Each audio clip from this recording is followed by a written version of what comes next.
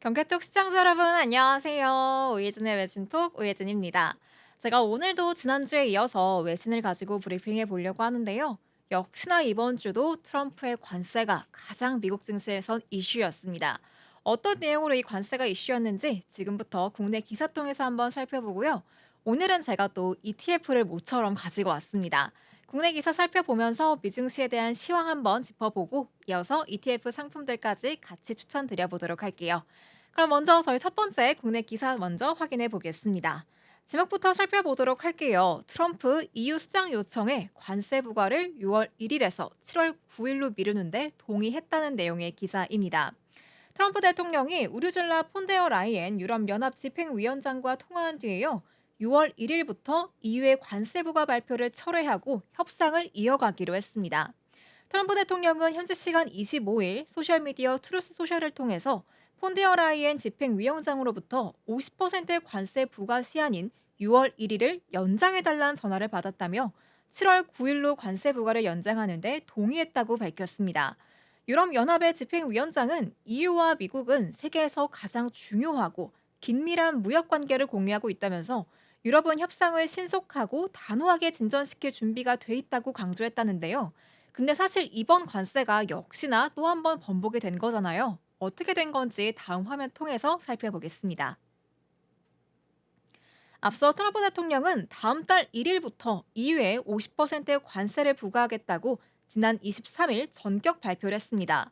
어떠한 협상도 바라지 않는다면서 못을 박았는데 이틀 만에 정상 간 소통이 이루어지면서 다시 유예가 된 거죠. 다만 협상이 원활하게 이루어질지는 알 수가 없을 것 같습니다. 양측은 미국의 무역 적자 규모에 대한 인식차가 매우 크고 또 현재 부과되고 있는 10%의 보편 관세에 대해서도 접점을 찾지 못하고 있다고 해요. 또 스콧 베선트 미국 재무장관은 6월부터 50% 부과라는 이 발표 배경에 대해서 이외 협상이 너무 느리다며 대통령은 EU 제안이 미국의 다른 파트너들이 제시한 수준에 미치지 못한다고 보고 있다고 설명했기 때문에 이게 또 언제 뒤집힐지는 저희가 알 수가 없는 거겠죠. 그렇다면 저희가 이제 이 미증시의 흐름을 따라가기 위해선 도대체 뭐에 주목을 해봐야 되는 건지 다음 기사 통해서 확인해 보겠습니다. 미증시 트럼프 입의 살얼음판 28일 엔비디아 실적이 변수다라는 제목의 기사인데요. 본문 바로 읽어보겠습니다. 26일 월가와 국내 금융투자업계는 이번 주 뉴욕 주식시장이 트럼프 대통령의 관세 전쟁 언급에 따라서 출렁거릴 수 있는 가능성을 높게 점쳤다고 합니다.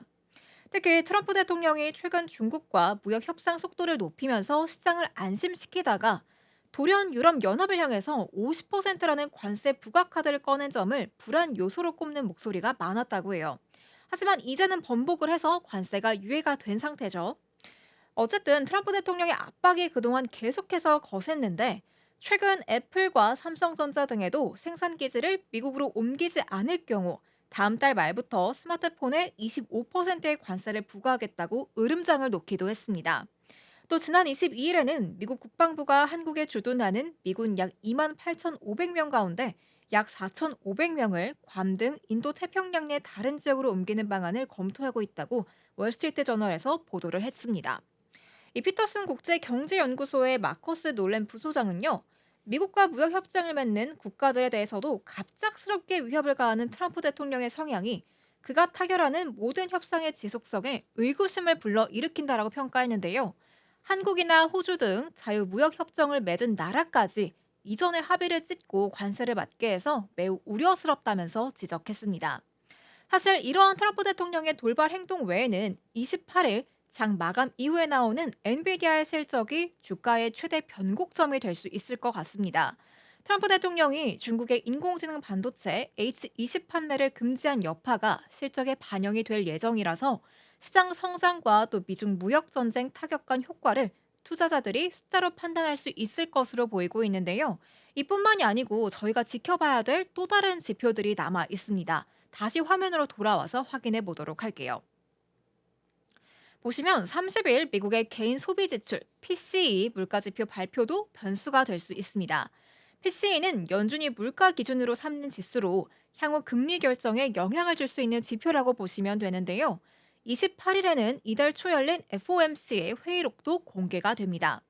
26일에 제롬 파월 의장을 시작으로 27일에는 존 윌리엄스 뉴욕 연방준비은행 총재 등 연준 주요 인사들의 연설이 30일까지 계속해서 잇따르는 점도 관전 포인트로 꼽히고 있습니다.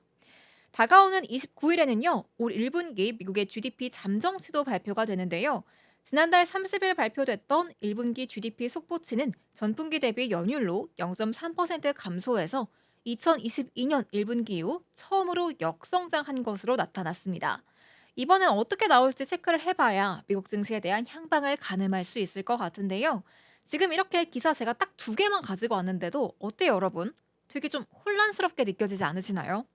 제가 이렇게 뉴욕 증시에 대한 얘기를 매주 다루고 있지만 매주 또 새로운 이벤트가 생겨서 한편으론 되게 혼란스러운 마음이 좀 크기도 하더라고요.